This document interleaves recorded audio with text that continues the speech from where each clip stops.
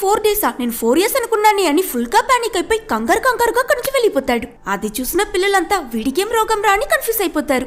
But lunch time కి Merlin మళ్ళీ entry ఇచ్చి డైరెక్ట్ గా అలెక్స్ దగ్గరికి వెళ్ళి, నువ్వే ఎక్స్కాలిబర్ ని తీసావని నాకు తెలుసు, ఇప్పుడు నువ్వే కింగ్వి. మన దగ్గర ఎక్కువ టైం లేదు, ఇంకో 4 రోజుల్లో టోటల్ సోలార్ ఎక్లిప్స్ వస్తుంది. ఆ సమయంలో దుష్టశక్తుల బలం పెరిగి బంధింపబడున్న మోర్గానా తిరిగొచ్చేస్తుంది. త్వరగా నీ సైనికుల్ని సిద్ధం చేయవు రాజా.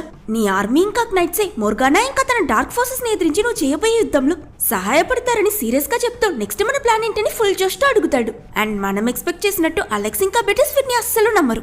వీడికి నిజంగానే స్క్రూ లూజే, మా దగ్గరికి రాకో వెంట పడుకో, వచ్చావంటే ప్రిన్సిపల్ కి కంప్లైంట్ చేసేస్తానని అలెక్స్ అరిచి బెటిస్ తో వెళ్ళిపోతూ ఉంటే వెనక మెర్లిన్ ఏమనుకున్నాడో ఏమో సడన్ గా టేబుల్ ఎక్కి, పిల్లలారా వినండి, అలెక్సే మన కొత్త రాజు. మోర్గానా అనే ఈవిల్ విచ్ ని అంతం చేయడానికి మనం అతనికి సహాయం చేయాలి. అందరూ యుద్ధానికి సిద్ధమవ్వండి అని అరిస్తే పిల్లలందరూ పోరా పిచ్చోడాని చేతికి దొరికిన పళ్ళు కాయలు మొహంపై విసిరి కొడతారు. దీంతో మెర్లిన్ ఔల్లా మారి విండో నుంచి ఎగిరి వెళ్ళిపోతాడు. బట్